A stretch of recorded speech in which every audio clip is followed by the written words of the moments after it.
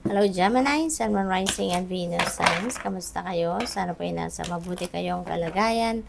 Welcome back po sa Star Tarot. Kung bago kayo dito, welcome din kayo. Thank you for your support.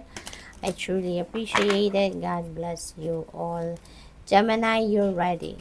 Okay? So, baka confirmation na to or baka mensahe na to para sa'yo, no? Because maybe you are asking for guidance, maybe you're asking for confirmation, you're asking for sign, no? And then this could be the message para sa'yo na you are ready, no? Kaya kung ano man itong iniisip mong gawin, kung ano man itong gusto mong puntahan, no? Or simulan, go for it kasi handa ka na, no? What else? We have reconsider. Yan. There could be other things as well, no? Maybe for others of you naman ito.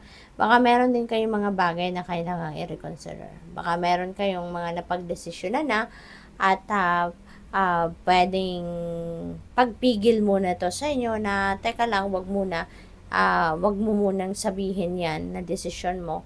Wag mo munang i-roll out yung decision mo kasi there could be other things na pwede mo pang i-reconsider na pwedeng isali mo pa or i-incorporate mo pa doon sa kung ano man ang napag-desisyonan ninyo na, no? Para mas maging maganda ang magiging resulta nito. So, pwedeng may mga ganong ganap din ng iba.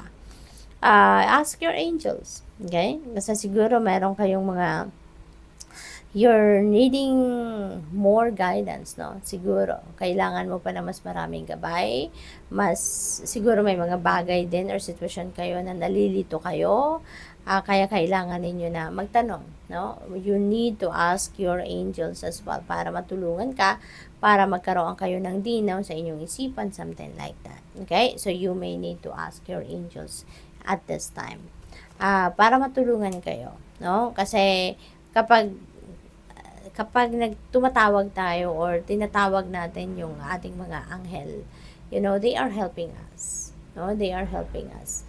Nag-uunahan ng mga yan. When we are praying to our guardian angels, nag-uunahan ng mga yan para tulungan tayo. Kaya, huwag kayong mag-atubiling humingi ng tulong sa kanila. Huwag kayong mahiya. Huwag kayong mag-hesitate, no, na humingi ng assistance, no, sa inyong mga guardian angels because mag-uuna ng mga yan. They will be excited to come towards you to help you. Okay? Success. Wow, napakaganda. Meron tagumpay na naghihintay sa inyo sa ngayon, Gemini. At yung tagumpay na to could be in various areas of life. Pwedeng sa iba't ibang bagay ito, iba't ibang sitwasyon. No? Pwedeng yung success na to could be sa kung ano man ang pinagtatrabahuan ninyo. Diba? Pwedeng sa kung ano man ang tawag dito, pwedeng sa trabaho ito, career, negosyo, ganon. Pwedeng success sa relationship, pwedeng success sa pera, diba? So, this could be financial success, no? Yung ganon. So, good luck sa you dyan.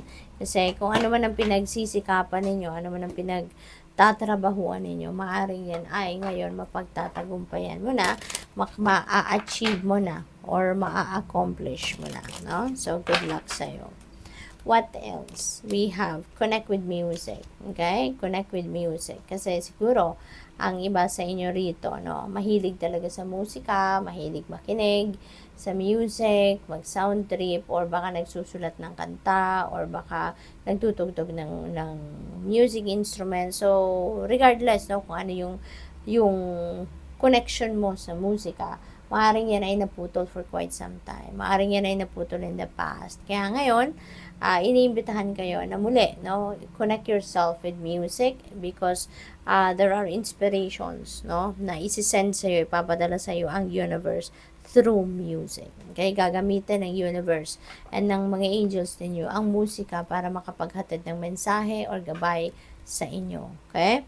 We have express your creativity. Ayan, thank you angels for helping me to express my inner creator.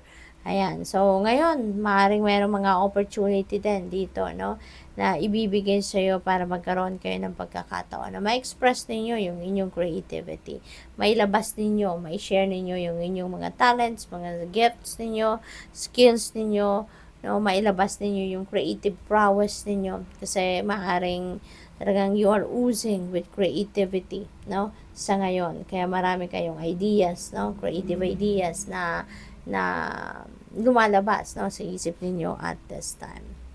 So, what else? We have take time to breathe. Ayan, sabi dito, thank you angels, I breathe with ease knowing you're here. Ayan, nakakaluwag-luwag, no, ang inyong isipan, ang inyong damdamin, no, kasi alam mo na nandiyan ang inyong mga angels at tinutulungan ka na hinga ka ng maluwag, no? Maybe, ramdam mo, pansin mo na nandiyan yung gabay nila, sinusunod mo sila, yung gano'n, no? Kaya, maganda ang pakiramdam mo, magaang ang pakiramdam mo, magaan ang journey ninyo. And maybe then, this is an invitation din para sa iyo, no? Para sa iba sa inyo, Gemini, na kailangan mo din na magpahinga. Okay? It's time to take a breather kasi siguro pagod na din kayo. Maybe you've been stressed out na din lately, kaya it's time to take a breather. Okay? Give yourself time to breathe, give yourself time to rest, to relax, para kayo ay makapag-replenish ng lost energy ninyo, para kayo ay makapag-recharge, no? So, good luck sa'yo. Signs from heaven. Ayan, thank you heaven for sending me reminders of your presence. Ayan, so siguro, baka meron kayong mga specific signs na hinihingi from the divine universe, no? Or pwede rin na meron kayong signs na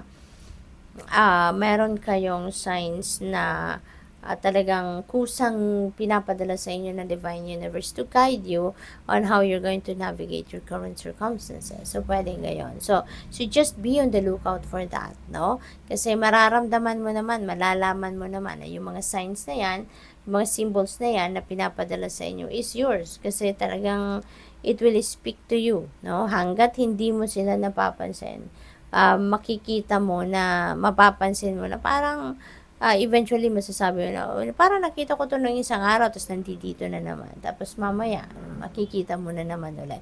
No? So, that could be the sign or symbol that is being sent to you. No? Kaya mapapansin mo, it will insist, no, na makita mo na mapansin mo. So, good luck sa iyo. Thank you for watching. Love and light. Namaste.